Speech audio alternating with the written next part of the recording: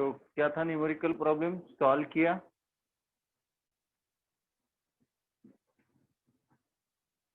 Thirty metre शायद से answer खुशी कंडालकर एंड निशा प्रसाद, आपका आंसर है 10 मीटर और निशा प्रसाद का 10 है और गुड, तो 30 मीटर खुशी का है। और किसी ने ट्राई किया?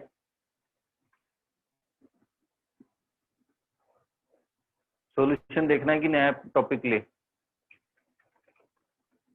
Solution sir. सर सॉल्यूशन बताइए। ओके चलो, तो हम लोग एक पार्टिकल लिए थे, पार्टिकल की वेलोसिटी कितनी थी जब ब्रेक मारा तब? 30 मीटर पर सेकेंड। एक्सेलरेशन का डेफिनेटली अपोजिट डायरेक्शन में होगा। एक्सेलरेशन कितना था? 15 मीटर पर सेकंड स्क्वायर। और सामने में दीवार कुछ 20 मीटर पे है, कितने मीटर पे है? 20 मीटर पे है, लेकिन वो 20 मीटर पे ही है ना? हाँ सर। 20 मीटर पे है, तो we have to calculate the value, जिसको हम लोग कहेंगे कि जब वो पार्टिकल क्या होगा, रुक जाएगा कंप्लीटली। यानी समझो ये जो ऑब्स्टेकल है ये इंस्टेंटली उसके आंखों के सामने आता है, तो आने की वजह से जो कि 20 मीटर के डिस्टेंस पे है और उस पर्टिकुलर पॉइंट पे वो क्या करता है, उसको ऑब्जर्व करता है जो कि 30 मीटर पर सेकंड से चल रहा है, और सडनली ब्रेक लगाता है और एक्सेलरेशन जो है वो 15 मीटर पर सेकंड स्क्वायर होता है। तो हमको कैलकुलेट करना है the point where it going to be stop. तो हम लोग सिंपल सा फॉर्मूला इस्तेमाल करेंगे, V square equal to U square plus कि minus? Minus twice A X, जो कि हमको फाइंड आउट करना है। ए की वैल्यू आपके पास में है, इनिशियल वेलोसिटी आपके पास में है, फाइनल वेलोसिटी कितनी हो जाएगी जब वो रुकेगा तब? 0 इक्वल टू यू स्क्वायर की वैल्यू पॉजिटिव है कि निगेटिव है? पॉजिटिव। पॉजिटिव। -2 इंटू कितना है? 15 इंटू एक्स। तो यहाँ से देखोगे 30 यानी कितना हो गया 900, और इधर आ जाएगा तो ये -900 इक्वल टू -2 इंटू 15 यानी ये 30 हो गया, and this is equal to x. तो answer x equal to 30 metre. यानी वो इस वॉल से टकराएगा कि नहीं टकराएगा? टकराएगा। टकराएगा। It means the particle collide with wall. Collide न होने के लिए इसने इसको कहां ऑब्जर्व करना चाहिए था? 30 मीटर के थोड़ा आगे।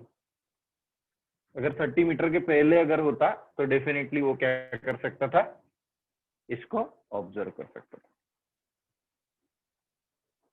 चल, तो उसी तरीके से हम लोग यहाँ पे ट्रैवल करते, इसी तरीके के प्रॉब्लम्स हम लोग यहाँ पे सॉल्यूशन के तौर पे देखते थे। 30 मीटर। गुड खुशी, आपका आंसर सही है। क्या इसी तरीके से सॉल्व किया खुशी? हाँ सर। गुड, चलो इजी लगा? लॉजिक समझा?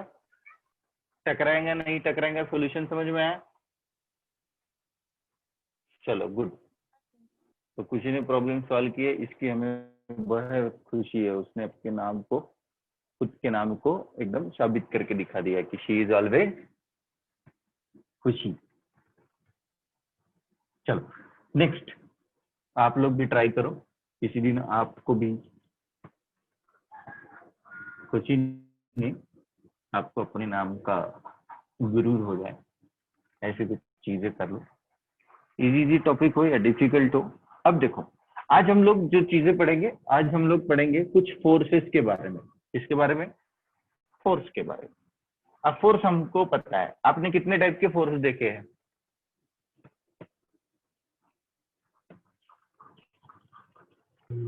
कितने टाइप के फोर्सेस देखे हैं?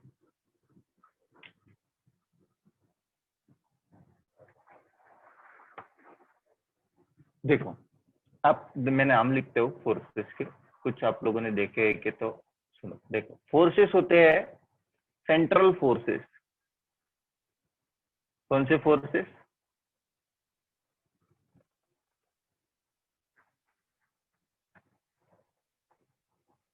दूसरे होते हैं इनवर्स स्क्वायर डिपेंडेंट।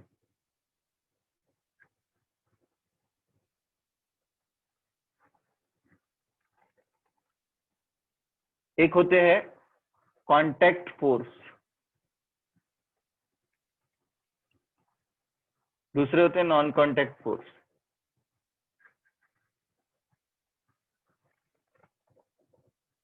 ऐसे कई तरीके हैं, लिखते समय में हम लोग कितना भी लिख सकते हैं, contact force, central force, inverse square law, dependent, contact forces. Simply अब कांटेक्ट फोर्सेस यानी आपको पता है, अगर कोई भी बॉडी एक दूसरे बॉडी के कांटेक्ट में अगर आती है और तब अगर उसको ऊपर में फोर्स अगर इम्प्लीमेंटेशन होता है तो डेफिनेटली उसको हम लोग कांटेक्ट फोर्स मिलेंगे, जहां पे क्या होगा, बॉडी बॉडी कांटेक्ट। ठीक है। नॉन कांटेक्ट फोर्स यानी जिसमें बॉडी कांटेक्ट नहीं होगा, simple. Inverse square dependent, inverse square dependent यानी यहाँ जितनी भी फोर्सेस हो गए they are inversely proportional to R square distance. कितने? आर स्क्वायर डिस्टेंस के ऊपर में ये इनवर्सली प्रोपोर्शनल हो गए। एक नेक्स्ट होगा सेंट्रल फोर्स।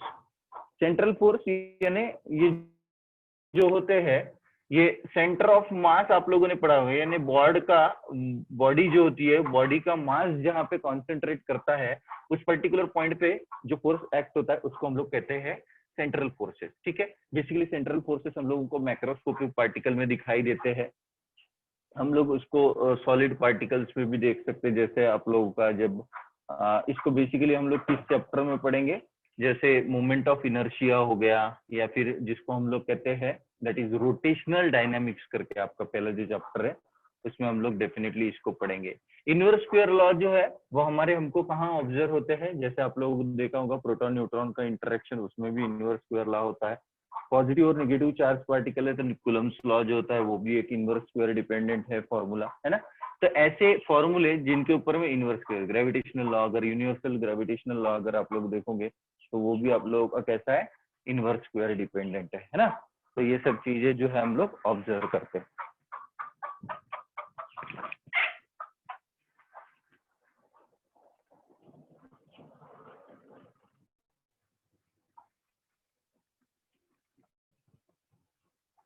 इस तरीके से अब इन्हीं इसमें से जैसे कांटेक्ट फोर्सेस, अब हम लोग main focus in contact forces के ऊपर में कहेंगे, जिसमें हमको सिंपली एक चीज पता है, अगर नॉर्मली एक टेबल है, क्या है, एक नॉर्मली टेबल है, इस टेबल के ऊपर में अगर हमने बुक रख दी तो इस बुक के ऊपर कितने फोर्स अप्लाई होंगे, जो कि जनरली आप लोगों को पता है।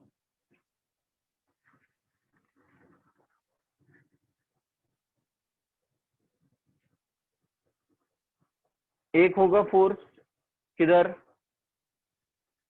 नीचे की डायरेक्शन में। किधर की डायरेक्शन में होगा, नीचे की डायरेक्शन में। तुमको आवाज सुनाई दे रही है ना? हाँ सर। गुड। तो एक फोर्स होगा नीचे की डायरेक्शन में जो इसके वेट को बैलेंस करेगा। किसको बैलेंस करेगा? वेट को। On the surface of earth भी बोल सकते हैं, या फिर किसी भी एक अदर प्लेनेट के ऊपर में। आप अगर मून पे चले जाओ तो मून की ग्रेविटी ले लो, अर्थ पे हो तो अर्थ की ग्रेविटी ले लो, किसी और प्लेनेट पे चले जाओ तो उस प्लेनेट की। But mass does not change because it is the internal characteristic property.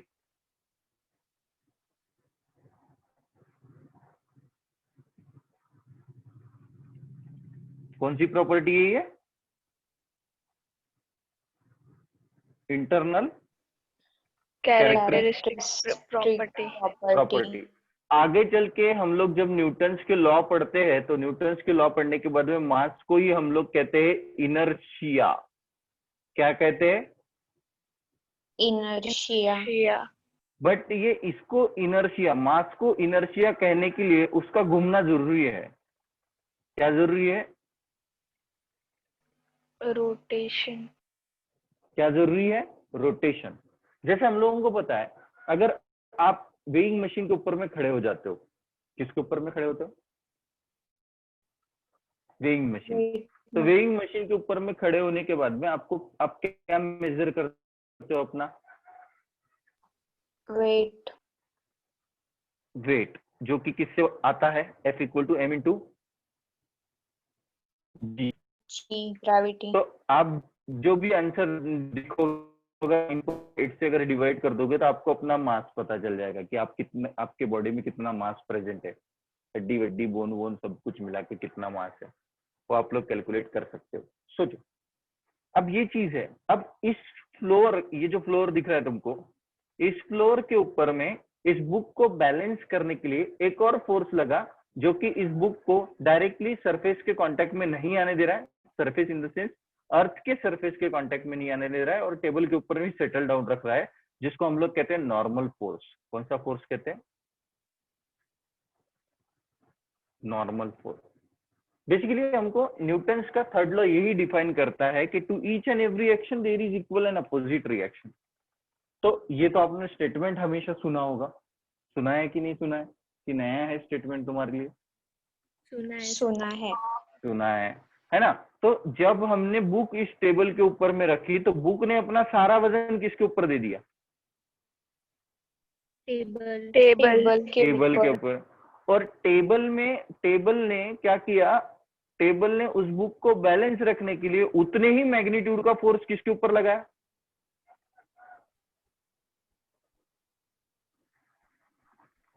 किसके ऊपर लगाया? बुक के ऊपर। किसके ऊपर लगाया? बुक के ऊपर। और उसकी डायरेक्शन जो थी, अब उसको बैलेंस करना है इस फ्लोर के ऊपर में उस बुक को, तो इसलिए उसकी डायरेक्शन कैसी रहेंगी? ऊपर की डायरेक्शन में। तो नॉर्मल फोर्स बेसिकली क्या करता है? To maintain the particle which is settle down on the floor. जैसे हम लोगों को पता है, आप पानी में तैरते हो, क्यों तैरते हो? कोई भी चीज पानी में तैरती है,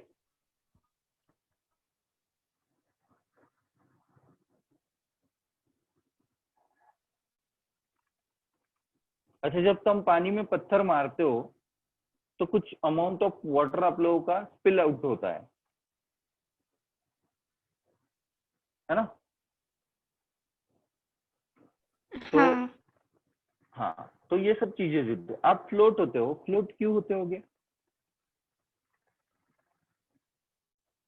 डेंसिटी कम रहती है। हाँ, ये तो रीजन है, डेंसिटी का रीजन है कि जिसकी वजह से हम लोग फ्लोट करते हैं।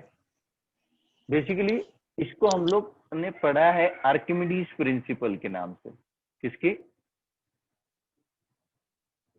आपने आर्किमिडीज प्रिंसिपल पढ़ा है ना? जितना वजन आप पानी के ऊपर में दोगे, पानी उतना ही वजन किसके ऊपर लगाएगा? जैसे आपने देखा होगा, एक ग्लास ऑफ वाटर लो, उसमें एक पत्थर डालो, तो जितनी पत्थर का एरिया है, वॉल्यूम जितना पत्थर का है, उतना ही वॉल्यूम कौन कंज्यूम कर लेता है? वाटर। और इसलिए लेवल, हाँ, इसलिए वाटर में वाटर लेवल क्या हो जाती है? राइज हो जाती है। तो उसका कहने का मतलब ये है कि जिसको हम लोग फोर्स कौन सा कहते हैं? अपथ्रस्ट फोर्स कहते हैं। कौन सा force? Upthrust force. Upthrust force कहते हैं, जो कि वाटर में ऑब्जर्व होता है। तो जितना हम लोग यानी समझो बोट होती है, boat why it is going to be, definitely बाद में उसका साइज एंड शेप जो होता है वो भी इम्पोर्टेंट होता है, और उसके बाद में जो मटेरियल हम लोग इस्तेमाल करते हैं उन सब चीजों के ऊपर में भी डिपेंड करता है। बट अपथ्रस्ट फोर्स क्या करता है कि अगर हम पानी में कूदे और पानी में तैरना शुरू कर दिए, या फिर हम लोग पानी के ऊपर फ्लोट होना स्टार्ट कर दिए, तो हमारे ऊपर हम जितने मैग्नीट्यूड ऑफ फोर्स जो है वो वाटर पे लगाते हैं डाउनवर्ड डायरेक्शन में, उतने ही मैग्नीट्यूड का फोर्स हमारे ऊपर लगता है, और जो किस डायरेक्शन में लगता है? अपवर्ड डायरेक्शन में लगता है। इसलिए उस फोर्स को क्या नाम दिया जाता है? Upthrust force. थ्रस्ट यानी एक ऊपर की सतह है, थ्रस्ट यानी क्या होती है? ऊपर की सतह, जिसके ऊपर में हमको मेंटेन करके रखता है। अब एक और चीज, जैसे तुम लोगों को पता है कि एक फ्लोर है, समझो इस फ्लोर से एक रस्सी हमने टांग के रखी है, और इस रस्सी को बॉटम शोर पे अगर आप इसको पकड़ते हो यानी लटकते हो उसको पकड़ के, तो रस्सी के ऊपर में क्या बनेगा? रस्सी के ऊपर क्या एक्ट होगा? Force. फोर्स एक्ट होगा। उस फोर्स को कौन सा नाम देते हैं हम लोग? Down. Downward. अब ये रस्सी है, क्या रस्सी थ्रेड जैसा काम करेगी? नहीं। रस्सी थ्रेड जैसा काम नहीं करेगी। रस्सी का छोटा वर्जन थ्रेड नहीं हो सकता। हो सकता है। रस्सी का छोटा वर्जन स्ट्रिंग नहीं हो सकती। अब जब समझो तुम्हारे पास में हमेशा तुम लोग कोई भी चीज बांधने के लिए हमेशा आपके पास में एकदम वो कपास वाला धागा होता है, उसी को आप लोग इस्तेमाल करते हो, या कभी आप लोग नायलॉन की भी चीज लेते हो, कभी आप लोहे की भी चीज लेते हो, जिसको आप लोग वायर के नाम से जानते हो, है ना? Different different type. लेकिन हर किसी में क्या दिखाई देता है अपने को? स्ट्रिंग, वायर, या फिर जो भी ऐसा एलिमेंट जिससे हम लोग क्या बना रहे? थ्रेड बना रहे। क्या बना रहे? थ्रेड। तो जब हम लटकते हैं तो लटकते समय में हमको पता है कि इस स्ट्रिंग में क्या आ जाएगा?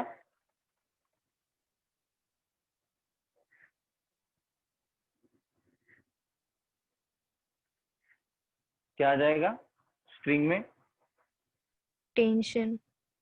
टेंशन। तुमको भी पता है, तुम अगर किसी भी फ्लोर पे जाके खड़े हो जाते हो कभी भी, अगर तुम लोग समझो, अगर कहीं समझो गलती से तुम ऐसे घर में चले गए जो कि फर्स्ट फ्लोर पे है, और उस घर की हालत आपको बड़ी टूटी फूटी दिखाई दे रही है कि कभी भी अगर हाथ लगाओ तो ईंट गिर जाती है, तो उस फ्लोर पे आप पैर रखने से पहले क्या आएगा आपके दिमाग में? टेंशन। टेंशन आएगा। वैसे ही इस रस्सी को जो अगर ये पकड़ेंगे तो रस्सी जैसे हमने पकड़े, हमारा जो वेट होगा उसकी इंफॉर्मेशन रस्सी किसको देगी? टेंशन को। फ्लोर को। टेंशन को नहीं देंगी। टेंशन वास्तविकता में एक ऐसी चीज है जो जनरेट होती है लेकिन दिखाई नहीं देती, यानी उसका मैग्नीट्यूड नहीं पता चलता। जैसे हमको पता है एग्जाम का फियर आ गया हमको तो थोड़ा सा पसीना आना, या फिर किसी को सामने देखने के बाद में हमको डर आता तो पसीना आना जैसे, या घबरा जाना, ये सब चीजें होती है, हम लोग जिसको टेंशन का नाम दे देते हैं। एक वही चीज है, जब हमने रस्सी को पकड़ा तो फ्लोर के ऊपर में क्या आया? टेंशन आया। और टेंशन की डायरेक्शन किधर होती है? ऊपर। क्या उतनी ही मैग्नीट्यूड की डायरेक्शन नीचे भी होगी? और समझो इस टेंशन को हाँ। हमने टी नाम दे दिया। अब आपको पता है कि मैंने यहाँ 2 एरो ड्रॉ किए। कौन से एरो ड्रॉ किए? 2। Upward and downward. हाँ हाँ, अपवर्ड एंड डाउनवर्ड, ये दोनों एरो मैंने ड्रॉ किए। समझो ये जो भी पर्सन था उसका वेट है कुछ, तो वो जैसे ही बैठा इस स्ट्रिंग में टेंशन आया और उसकी डायरेक्शन किधर गई? उसकी डायरेक्ट इंफॉर्मेशन उसने किसको पहुंचाई? फ्लोर के कांटेक्ट एंड को, कि भैया देखो कि मैं इस इंसान को अभी उठाने के लिए जा रहा हूं, लेकिन क्या मैं उसको उठा पाता हूं?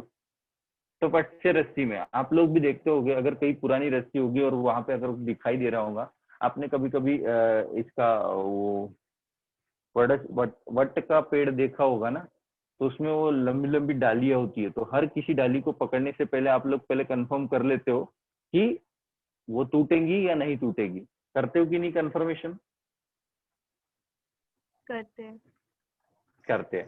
तो इसलिए आप क्या करते हो, जैसे ही उसको खींचते हो तो आप लोग जो कांटेक्ट होता है उस कांटेक्ट को देखते हो कि वो कहीं टूटा तो नहीं है, कहीं ज्वाइंट तो नहीं हुआ है। इसका मतलब जो भी वेट आप लोग mg करोगे, इस mg को बैलेंस करने का काम कौन करेगा? टेंशन। टेंशन एक्ट होगा। क्या एक्ट होगा उसके ऊपर? टेंशन एक्ट होगा। और टेंशन। जितना, हाँ, जितना तुम्हारी बॉडी उस स्ट्रिंग के ऊपर में टेंशन लगाएगी, उतने ही स्ट्रिंग का टेंशन किसके ऊपर में लगेगा? तुम्हारी बॉडी के ऊपर में बॉडी। लगेगा। ठीक है, इसलिए मैंने ये एरो जो 2 डायरेक्शन में बनाया। ठीक है, अब कुछ इसी तरीके के प्रॉब्लम्स, न्यूमेरिकल प्रॉब्लम्स तुमको पूछे जाते हैं, जिसमें स्ट्रिंग बेसिस में कई एग्जांपल्स होते हैं। किसके बेसिस पे? स्ट्रिंग बेसिस पे, String basis. ठीक है।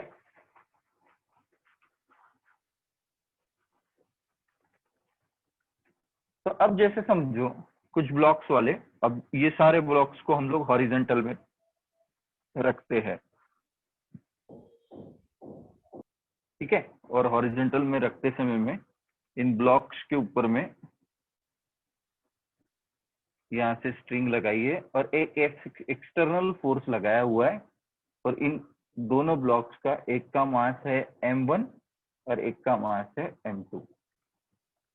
कितना है पहले का मास m1, दूसरे का मास कितना है m2 है। और ये इस पर्टिकुलर डायरेक्शन से क्या हो रहा है, एक्सेलरेट हो रहे हैं, यानी एक्सेलरेट हो रहे हैं, यानी अब टोटल मास कितना रहेगा, m रहेगा, और एक्सेलरेशन की डायरेक्शन रहेगी ये, ठीक है। अब ये जो पर्टिकुलर है इसके ऊपर में यहाँ स्ट्रिंग में टेंशन आएगा, और ये जब अब डेफिनेटली पता है आपको m1 को अगर आप लोग ब्लॉक अगर खींच के लेके जा रहे हो और उसके वजह से m2 भी अगर आ रहा है, ठीक है, तो इसकी वजह से यहाँ पे क्या होगा, टेंशन एक्ट होगा। m2 ब्लॉक m1 को खींचने की कोशिश करेगा और m2 ब्लॉक m1 के साथ में खींचा चले जाएगा, खींचने की कोशिश करेगा या खींचा चला जाएगा, समझ में आया? खींचने की कोशिश कर रहा है, ठीक है, और दूसरा खींचा चला जा रहा है, तो इसलिए डायरेक्शन दोनों साइड में एरो बनती है। अब ये एक एक्सटर्नल की डायरेक्शन होगी। अब इसके ऊपर में डेफिनेटली आप लोगों को दिखाई देगा यहाँ पे टेंशन, आप लोगों को स्ट्रिंग जो होगी उसके ऊपर टेंशन एक्ट होगा, इसको अपन T1 का नाम दे देते हैं, और इधर में जो भी टेंशन एक्ट होगा वो डेफिनेटली किसके ऊपर में होगा, ये T1 का नाम दे देते हैं, इसको T बोलते हैं और उसको T1 का नाम दे देते हैं। तो इस तरीके से टेंशन जो है वो एक्ट होता है, और यहाँ पे एक्सेलरेशन का फॉर्मूला हमारे को बनते हुए दिखाई देता है। अब इसमें क्या होता है कि हमको कॉन्टेक्ट फोर्सेस हर पॉइंट पे कैलकुलेट करने पड़ते हैं, यानी हर पॉइंट पे एक इक्वेशन को डिफाइन करना पड़ता है। जैसे हम लोगों को पता है total mass of the system कितना है, m1 plus m2, total mass कितना हो जाएगा, m1 प्लस m2, जो कि हॉरिजॉन्टल फ्लोर पे ब्लॉक रखे हुए हैं। अब उनको खींचते समय में एक्सेलरेशन कुछ इस तरीके से रहेगा। अब हर एक पॉइंट पे अगर आप लोग इस पर्टिकुलर पॉइंट पे देख रहे हो तो T1 की डायरेक्शन इधर है, ठीक है। यहाँ पे अगर देखोगे आप लोग तो F एक्सटर्नल की डायरेक्शन आपको इधर में दिखाई देती है ना। तो इस तरीके से जो फोर्सेस इक्वेशन होते हैं वो आपको बैलेंस क्या करना पड़ता है, ऑब्जर्व करना पड़ता है। अब इस पर्टिकुलर पॉइंट पे अगर देखोगे आप, ठीक है, अभी मैं फिलहाल के लिए ये टेंशन T का कंफ्यूजन हटा देता हूँ, और इसके ऊपर में F एक्सटर्नल फोर्स अगर ऐसा लग रहा है, तो एक फोर्स की डायरेक्शन इधर है, एक फोर्स की डायरेक्शन इधर है, और ये बीच में सेंटर पॉइंट है। तो ये आपको डिफाइन करेगा कि F external is nothing but equal to क्या होता है, T1 tension. F external is nothing but equal to क्या होता है, T1 tension. But F external यानी कि कितना होता है, तो मास m इंटू ए होता है। अब m की वैल्यू कितनी है, तो m1 प्लस m2 है इंटू ए, इंटू क्या हो जाता है a। तो T1 इक्वल टू क्या दिखाई दिया आप लोगों को, m1 प्लस m2 दिखाई दिया। तो इस तरीके से अगर आपको एक्सेलरेशन की अगर वैल्यू पता है तो आप लोग T1 की वैल्यू क्या कर सकते हो, इजीली कैलकुलेट कर सकते हैं m1 और m2 की मदद से। कितने पॉइंट से एक्सेलरेट हो रहा है उसके थ्रू हम लोग क्या करते हैं, इसको इजीली कैलकुलेट कर सकते हैं। ये समझ में आ गया? दिस इज, हाँ सर। ठीक है। ये हॉरिजॉन्टल डायरेक्शन में ब्लॉक रखे हैं, किसके ऊपर में, तो फ्लोर के ऊपर। उतार लो इसको।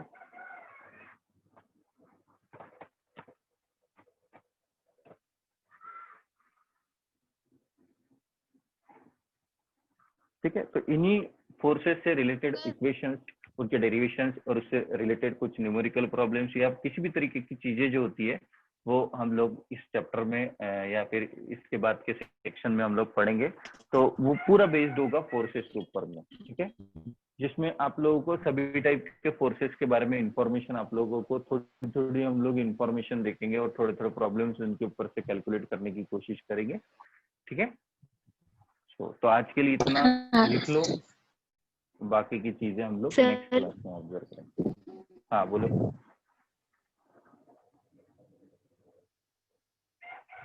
सर ये टेंशन नहीं समझे सर। हाँ टेंशन नहीं समझ में आया ना। तुमने कभी गिटार बजाई है? हाँ अच्छा, गिटार बजाने के लिए वो वायर जो होता हाँ है, जो स्ट्रिंग होती है, उस स्ट्रिंग को आपको दोनों शोर से बांधना पड़ता है बांधते हो आप? और क्या दोनों शोर से क्यों टाइटली टाई करते हो? क्योंकि आपको पता है कि आपको अगर वो स्ट्रिंग को बजाना है तो उसका इनिशियल पोजीशन डिस्प्ले नहीं होना चाहिए, यानी वो डिस्टर्ब नहीं होना चाहिए, वो वापस बजाने के बाद में अपनी इनिशियल पोजीशन पे आना चाहिए। सही है? तो जब हम रस्सी से लटकेंगे तो हम उसी रस्सी के ऊपर में लटकेंगे जो रस्सी हमारा वजन संभाल पाएंगी।